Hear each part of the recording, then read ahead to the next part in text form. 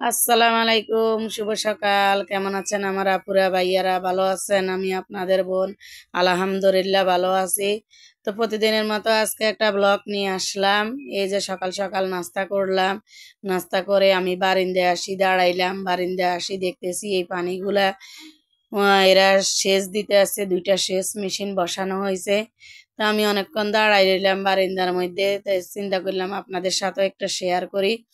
আমার কাছে অনেক ভালো লাগে। আসলে আমার আগে যে বাসায় ছিলাম আমি বসুন্ধরাতে, ওইখানে শুধু বাসা আর বাসা, বাড়ি আর বাড়ি। আমার কাছে মনে হয় যেন দম বন্ধ হয়ে আসতো। আর এখন আমি এখানে আছি, আমার কাছে অনেক ভালো লাগে। আমি বাসায় থাকলো কতক্ষণ আমি জানালার পাশে বসলে, বারান্দায় যাই দাঁড়াইলে বসলে বা আমার কাছে অনেক ভালো লাগে। আর এদিক দিয়ে আমি রান্না বান্না করব এখন। গেলাম ছাদে কিছু শাক আনার জন্য। যাই দেখি মেয়ে আমার ছাদে পড়তেছে। মেয়ে সকালে বলে যে আমি আমি একটু ছাদে যাই পড়ি। আমি কি, তো যাও, তোমার যেখানে ভালো লাগে ওইখানে যাই তুমি পড়াতে। কতক্ষণ ঘরে পড়ে, এক এক সময় যাই ছাদে দরজার সামনে যাই পড়ে। তো আজকেও দেখেন ছাদে যাই পড়ে। আর এদিক দিয়ে আমি ছাদে আসলাম। এই যে আমার ছাদ বাগানে অনেক শাক আছে, আলু পাতা আছে, পুঁই শাক আছে, তারপরে মিষ্টি কুমড়ার শাক আছে। এখন আমি চিন্তা করতেছি কোন শাক নিব। পরে চিন্তা করে দেখলাম যে না, মিষ্টি কুমড়ার শাকটাই নি। পরে এখন মিষ্টি কুমড়ার শাক আনলাম, ধনিয়া পাতা আনলাম। এখন এগুলাকে কাটা কুটা করতেছি, কারণ এমনিতে লেট হয়ে গেছে। কিন এদিক দিয়ে আবার বাড়িওয়ালা আসছে, ওই মিস্তরে নিয়ে বলছে না আমার বারান্দার দরজাটা আজকে কয় মাস আমি অনেক কষ্টে অনেক ভোগা ভুগতে আছি এই বারান্দার দরজা নিয়ে, দেখছেন নি? বারান্দার দরজা টোটালি কয়দিন খোলা ফালাই রাখছি না, এখন দরজা খুলি। আজকে আবার বাড়িওয়ালা আসি, নতুন দরজা লাগাই দিল। আর বাড়িওয়ালাকে নাস্তা দিলাম, কারণ খারাপ দেখা যায় একজন লোক বাসায় আসলে যদি ওনাকে কিছু আপ্যায়ন না করা যায় তাইলে নিজের কাছেও খারাপ লাগে।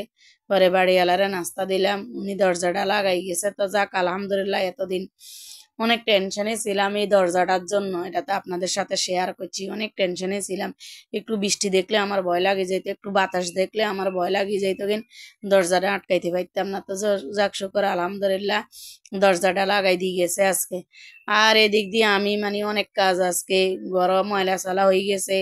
এরপরে রান্না বান্না করতেছি। আর আগের মতো তো আমি দৌড়াই দাঁড়াই কাজ করতে পারি না, কারণ আমার শরীর অসুস্থ থাকে।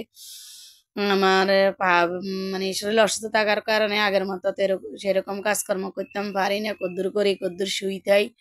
আর এদিক দিয়ে আমার হাজব্যান্ড বলছে ওকে পেয়ারা বানাই দিতাম, আম বানাই দিতাম। তো আজকে আমি আম বানাইছি ও শুকনা মরিচ দিয়ে। আম বানানিটা অনেক মজা হয়েছে, অনেক মজা হয়েছে আম বানানিটা। তো হেও খাইলো, আমিও খাইলাম। আর আপনাদেরকে একটা কথা বলি, আপনারা আমাকে অনেকেই ভালোবাসেন। যারা আমাকে ভালোবাসেন আপনাদেরকে আমি অসংখ্য অসংখ্য ধন্যবাদ। আলহামদুলিল্লাহ, আগের থেকে অনেকে আমাকে এখন বেশি ভালোবাসেন।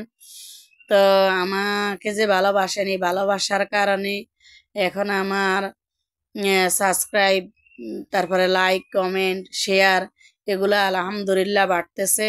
তবে আল্লাহর কাছে হাজার শুকরিয়া। আল্লাহ পাক আপনাদেরকে যেন ভালো রাখে। আপনারা আমাকে যে সাপোর্ট করতেছেন এর জন্য আমি আমার মন থেকে আপনাদেরকে দোয়া করি। আর আপনারা অবশ্যই অবশ্যই আমার ভিডিওটা দেখলে লাইক কমেন্ট করে যাবেন, শেয়ার করে যাবেন। আর এই যে দেখেন মানে কাজের ফাঁকে ফাঁকে আমার মানে ঘর গোছানো শেষ হয়ে গেছে। তো আপনাদের সাথে সবগুলাই শেয়ার করতেছি আর কি।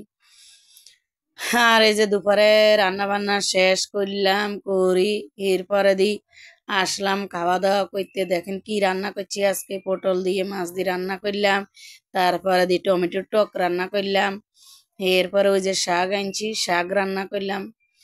তে আমরা খাওয়া দাওয়া করতে বসলাম আর কি সবাই।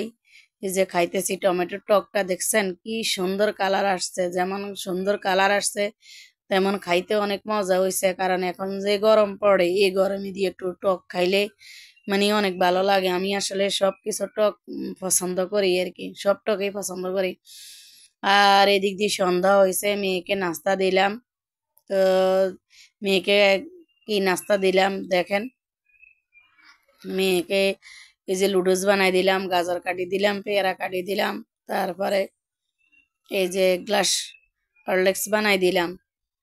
তো আমার অবশ্যই অবশ্যই আমাকে সাপোর্ট করবেন, ভালো থাকবেন। আর আসসালামু আলাইকুম।